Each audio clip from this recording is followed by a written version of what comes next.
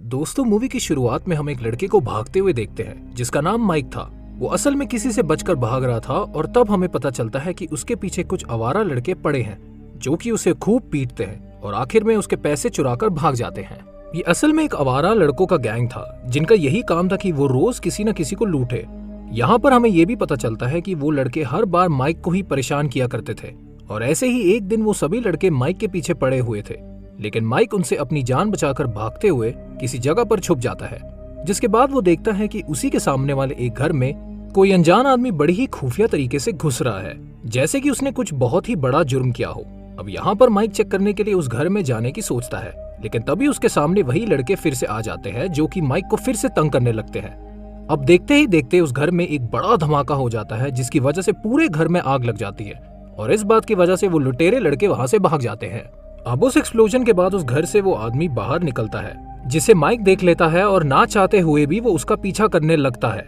यहाँ पर हमें ये भी पता चलता है कि वो आदमी असल में एक कॉन्ट्रैक्ट किलर था जो कि पैसों के लिए लोगों का कत्ल किया करता था। अब माइक यहाँ पर कई दिनों तक उस आदमी का पीछा करने लगता है और उसके खिलाफ सबूत इकट्ठा करने लगता है। ऐसे ही कई दिन बीत जाते हैं और एक दिन माइक उस आदमी के घर पर पहुंच जाता है जहाँ पर वो उसे अपने कैमरा में उसके खिलाफ जमा किए हुए कुछ वीडियोस और फोटोज दिखाने लगता है, जिसे देखकर वो आदमी बहुत ही ज्यादा डर जाता है और वो तुरंत माइक को अपने घर के अंदर खींच लेता है और उसे बहुत पीटने लगता है। यहाँ पर माइक उस किलर को बताता है कि अगर तुमने मुझे जान से मार दिया तो फिर कुछ समय में तुम्हारे ये वीडियोस पुलिस तक पहुंच जाएंगे और फिर तुम उनसे नहीं बच पाओगे। वो किलर काफी ज्यादा डर जाता है और माइक को छोड़ देता है क्योंकि उसे पता चल चुका था कि माइक काफी ज्यादा इंटेलिजेंट है और वो उसे फंसाने की कोशिश कर रहा है। यहाँ पर माइक उस किलर को कहता है कि मैं तुम्हारे बारे में किसी को नहीं बताऊंगा, बस तुम मुझे लोगों को मारने की ट्रेनिंग दे दो ताकि मैं अपने दुश्मनों का बदला ले सकूं। यहाँ पर वो किलर माइक की बात मान जाता है और अगले दिन वो उसे एक अपार्टमेंट में ले जाता है जहाँ पर वो एक लड़के को मारने का कॉन्ट्रैक्ट मिला था।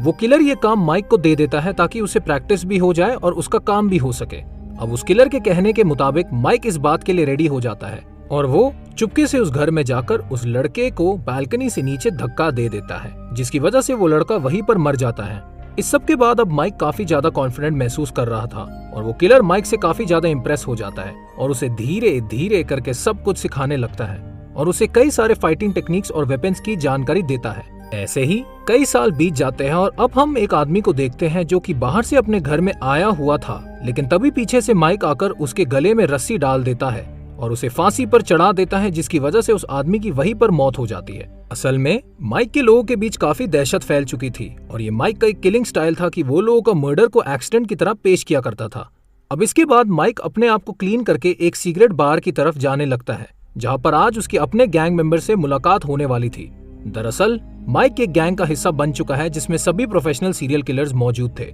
और वो अपने टारगेट को बड़े ही खतरनाक तरीके से मर्डर किया करते थे और उनका लीड था वही किलर जिसने माइक को ट्रेनिंग दी थी। इन सभी क्रिमिनल्स को सीरियल किलिंग की काफी अच्छे खासे पैसे मिला करते थे, जिसकी वजह से ये लोग पैसे के लिए किसी को भी जान से मार दिया करते थे। अब उस मीटिंग में माइक को मिल्टन नाम के अपने एक साथी से पता चलता है कि उसे जल्दी ही किसी को मारना है जिसके लिए उसे काफी अच्छे पैसे मिलेंगे। माइक इस काम को करने के लिए तुरंत मान जाता है और अगले ही दिन अपनी स्नाइपर के साथ वो अपने टारगेट को चेस करने में लग जाता है। माइक दूर से अपने टारगेट पर नजर रख रहा था और तभी वो एक कार को आते हुए देख लेता है जिसके टायर पर वो अपनी स्नाइपर से शूट कर देता है और इस वजह से वो कार सीधे इम्बैलेंस होकर उसके टारगेट को हिट करती है, जिसकी वजह से वो शख्स वहीं पर कुचलकर मर जाता है। माइक अपने टारगेट को बड़ी ही शातिर तरीके से मार देता है। इसके बाद वो अपने घर पर आ जाता है और बॉक्सिंग की प्रैक्टिस करने लगता है। जिस वक्त उसे अपने साथी मिल्टन की कॉल आ जाती है और वो माइक से कहता है कि वो अपने टारगेट के पैसे अपने क्लाइंट से जाकर खुद लेकर आए, जिसे सुनकर माइक काफी ज्यादा हैरान हो जाता है, लेकिन फिर भी वो बिना कुछ सोचे समझे क्लाइंट से अपने पैसे लेने के लिए निकल पड़ता है। अब रास्ते में माइक अपनी बाइक को एक जगह पर रोक देता है जहाँ पर उसके सामने कोई आदमी आकर उसे गोलियों से शूट करने लगता है। हालांकि माइक को इसके बीच कोई गोली नहीं लगती और वो एक कार के पीछे छुपकर खुद को बचा लेता है। अब इसके बाद माइक उस आदमी को मारने लगता है जिसने उस पर हमला किया था और उन दोनों के बीच एक फाइट हो जाती है जिसके दौरान वो आदमी वहीं पर मर जाता है। माइक उस आदमी की डेड बॉडी को ठिकाने लगा देता है और उसे ऐसे दिखाता है कि जैसे ये कार एक्सीडेंट हो ना कि कोई मर्डर। अब इसके बाद माइक अपने दोस्त मिल्टन को फोन लगाता है और उसे अपने ऊपर हुए हमले के बारे में सारी बातें बता देता है, जिसके जवाब में मिल्टन उसे काफी नॉर्मल अंदाज में रिप्लाई देता है, जिसकी वजह से माइक का दिमाग काफी ज्यादा खराब हो जाता है और वो वहाँ से अपनी बाइक लेकर निकल जाता है। अब अगली रात माइक को अपनी एक्स गर्लफ्रेंड बेथ की दोस्त चार्ली का मैसेज आता है जिसमें वो कहती है कि बेथ की मौत हो चुकी है। ये सुनकर माइक काफी ज्यादा परेशान हो जाता है। अब अगले दिन वो बेथ के फ्यूनरल पर पहुंचा है जहां पर वो उसकी दोस्त चार्ली से मिलता है। तब उसे पता चलता है कि बेथ उसके बच्चे की मां बनने वाली थी। ये बात जानकर माइक और भी ज्यादा टूट जाता है और वो चार्ली को बेथ की मौत की वजह पूछता है,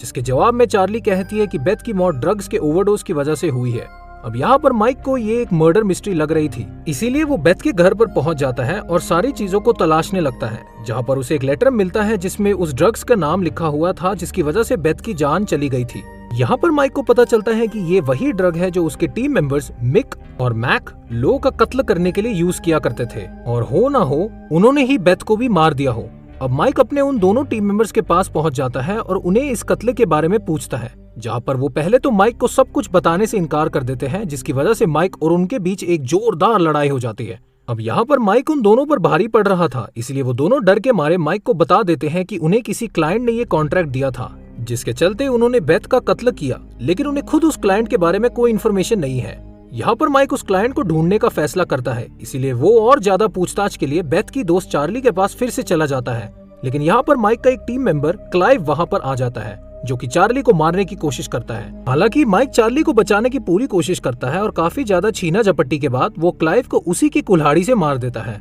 मरने से पहले माइक क्लाइव से उस इंसान का नाम पूछने की कोशिश करता है जिसने उससे चार्ली को मारने का कॉन्ट्रैक्ट दिया था, लेकिन इससे पहले कि क्लाइव उसे कुछ बता पाता वो वहीं पर मर जाता है। इसके बाद माइक का सारा शक मिल्टन पर जाता है और वो सीधे वहाँ से मिल्टन के घर की तरफ निकल पड़ता है, जहाँ पर मिल्टन मसाज ले रहा था। यहाँ पहुंचकर माइक मिल्टन को काफी ज्यादा टॉर्चर करने लगता है और आखिरकार मिल्टन उसे बता देता है कि उसे केंट नाम के एक आदमी ने ये कॉन्ट्रैक्ट दिया था, जिसके लिए उसे बहुत सारे पैसे एडवांस में मिले थे। अब इसके बाद माइक केंट को ढूंढने के लिए वहाँ से चला जाता है, जहाँ पर वो केंट को पकड़ लेता है, लेकिन केंट उसे बताता है कि इस सब के पीछे उसका कोई हाथ नहीं है, बल्कि उसे जिम नाम के एक आदमी ने ये सब करने के लिए कहा था। जिसके बाद माइक उसे छोड़ देता है। अब तभी वहाँ पर मिक और मैक पहुंच जाते हैं, जो सीधा उन दोनों पर फायरिंग करना शुरू कर देते हैं, जिसकी वजह से केंट वहीं पर मर जाता है, लेकिन माइक वहाँ से बचकर भाग निकलता है। यहाँ पर माइक जाने से पहले मिक और मैक को भी जान से मार देता है, लेकिन तभी उस पर उसी के टीम मेंबर्स अटैक कर देते हैं, जिसकी वजह से अब उसे अपने टीम मेंबर्स को ही मारना पड़ रहा था।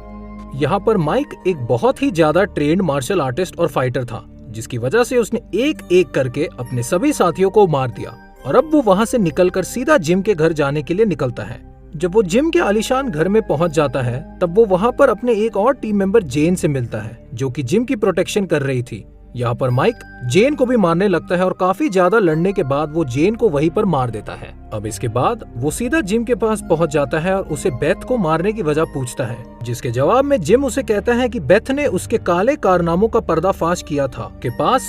इस रिलेटेड के सारे सबूत मौजूद थे, जिसकी वजह से उसे बेथ को मरवाना पड़ा।